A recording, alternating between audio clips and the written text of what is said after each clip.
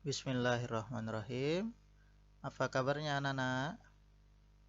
Alhamdulillah, semoga anak-anak semua yang berada di rumah diberi kesehatan oleh Allah Subhanahu wa taala dan bisa melaksanakan puasa Ramadan dengan penuh dengan sempurna.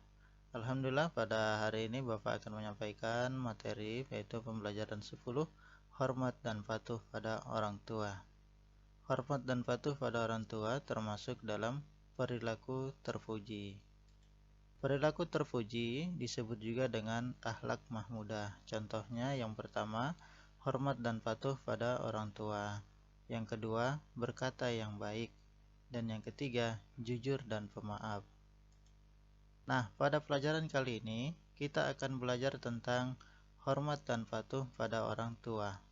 Hormat dan patuh pada orang tua hukumnya adalah wajib atau harus kita laksanakan. Kenapa kok kita harus hormat dan patuh pada orang tua? Karena ridho Allah ada pada ridhonya orang tua dan murka Allah ada pada murkanya orang tua. Orang tua sangat berjasa untuk kita. Yang pertama, ibu melahirkan dan merawat kita hingga besar dengan penuh kasih sayang dan kesabaran. Ayah mencari nafkah untuk keluarga. Dia melindungi kita dengan kerja kerasnya. Berterima kasihlah kepada ayah dan ibu. Taati perintah dan dengarkan nasihatnya. Berkata lembut dan tidak berkata kasar. Bantu ringankan pekerjaan orang tua, kemudian selalu mendoakan orang tua. Nah, kali ini Bapak akan mengangkat sedikit kisah tentang seorang sahabat Nabi Muhammad SAW yang dijamin masuk surga karena berbakti kepada orang tua. Dia adalah seorang pemuda soleh yang namanya masyhur atau terkenal di langit, namun tidak dikenal di dunia. Bahkan Nabi Muhammad SAW pernah berpesan kepada sahabatnya, yaitu Umar bin Khattab dan Ali bin Abi Thalib, jika bertemu dengan pemuda ini agar memohonkan doa kepadanya. Di Yaman, tinggallah seorang pemuda dan ibunya yang sudah renta. Dia adalah orang yang paling miskin di kampungnya, memiliki penyakit sofak dan kulit belang-belang. Walau cacat, ia adalah anak yang sangat berbakti pada ibunya. Pemuda tersebut bernama Uwais Al-Qarni. Ibunya adalah seorang wanita tua yang lumpuh dan buta. Uwais tidak memiliki sanak famili sama sekali, karena ayahnya sudah lama meninggal. Untuk memenuhi kebutuhan hidup, Uwais bekerja sebagai pengembala domba. Upah yang diterimanya cukup buat nafkah dia dan ibunya. Jika dia mendapatkan rezeki lebih, maka dia akan berbagi dengan tetangganya yang juga kelihatan miskin seperti dirinya. Uwais sangat sayang kepada ibunya. Sepulang kerja, badannya masih capek, dia menyempatkan melihat ibunya, memberinya makan dan membersihkan badannya. Bila malam tiba, dia selalu berdoa dan memohon petunjuk kepada Allah Subhanahu wa taala. Suatu ketika, dia merasa sedih ketika melihat dan mendengar tetangganya yang baru pulang dari Madinah. Mereka telah bertemu dengan Rasulullah, sedangkan dia belum pernah. Hari demi hari, kerinduan ingin bertemu dengan Rasulullah semakin besar. Hatinya selalu bertanya-tanya, kapan dia bisa bertemu, melihat dari dekat dan mendengar langsung suara Rasulullah. Kerinduan karena iman. Akhirnya, kerinduan kepada Nabi SAW sudah tidak bisa ditahannya lagi.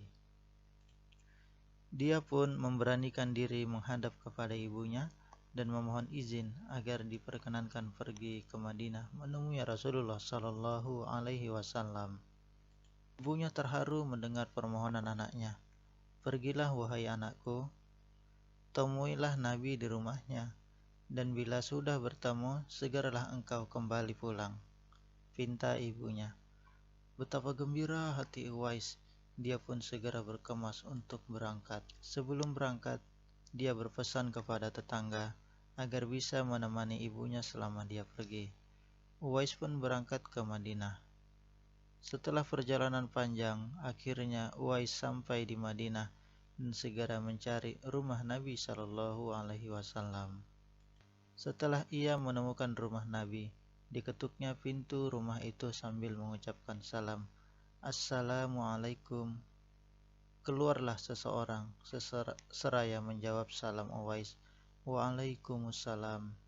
Uwais pun menyampaikan niatnya ingin bertemu Nabi. Namun ternyata Nabi tidak ada di rumah. Nabi ada di medan pertempuran. Betapa kecewa hati Uwais. Dia berangkat dari jauh, namun belum bisa bertemu Nabi.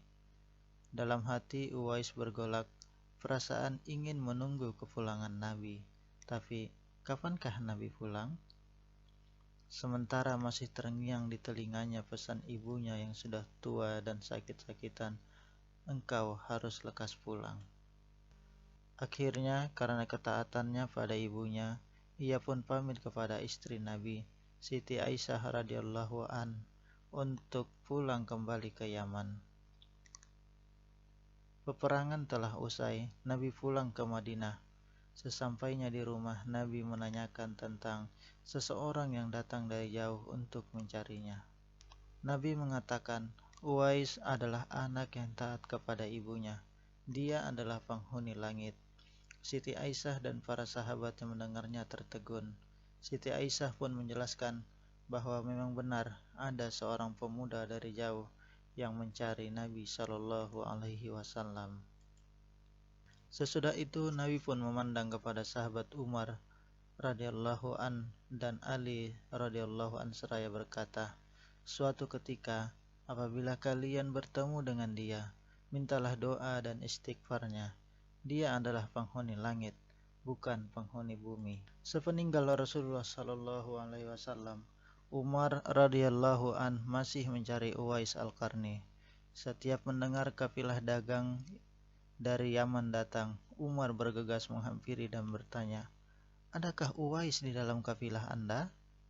Mereka menjawab, siapakah Uwais itu hingga engkau terus mencarinya? Beberapa tahun kemudian, kafilah dagang dari Yaman datang kembali. Umar radhiyallahu an kembali bertanya, adakah Uwais di dalam rombongan kalian? Mereka menjawab, benar, Uwais ada dalam rombongan kami. Namun dia hanya penjaga hewan ternak kami. Mendengar itu, Khalifah Umar radhiyallahu an dan Ali radhiyallahu an bergegas mencarinya dan bertemu. Saat itu Uwais lagi sholat, maka Khalifah Umar menunggunya. Setelah sholat, Umar radhiyallahu an pun menghampiri Uwais dan mengucapkan salam. Assalamualaikum. Uwais menjawab salam Umar radhiyallahu an. Segera Khalifah Umar menjabat tangan Uwais dan membaliknya. Dia ingin memastikan bahwa yang di depannya adalah orang yang benar, Uwais. Rasulullah pernah memberitahu bahwa Uwais memiliki tanda putih di telapak tangannya. Tanda putih itu adalah sisa penyakit sofak yang dideritanya, karena Allah sudah menyembuhkan penyakitnya. Dengan tanda itulah sahabat Umar radhiyallahu an bisa mengenali Uwais Al-Qarni. Dalam pembicaraan mereka, diketahui bahwa ibunda Uwais sudah meninggal dunia.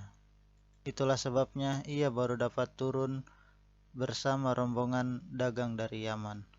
Kemudian Khalifah Umar dan Ali radhiyallahu an meminta Uwais agar mendoakan dan membaca istighfar untuk mereka.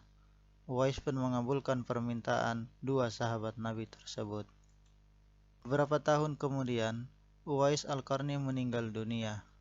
Keanehan banyak terjadi, mulai awal pengurusan jenazah, memandikan hingga menguburkannya. Berebut orang ingin mengurus jenazahnya. Orang-orang Yaman yang memperhatikan mereka tercengang dan saling bertanya, siapakah Uwais itu? Bukankah dia seorang fakir, pengembala domba? Karena orang yang berebut mengurus jenazah bukanlah orang lokal di negeri Yaman. Mereka datang dengan jumlah yang banyak. Mereka adalah para malaikat yang diutus Allah untuk mengurusi jenazahmu.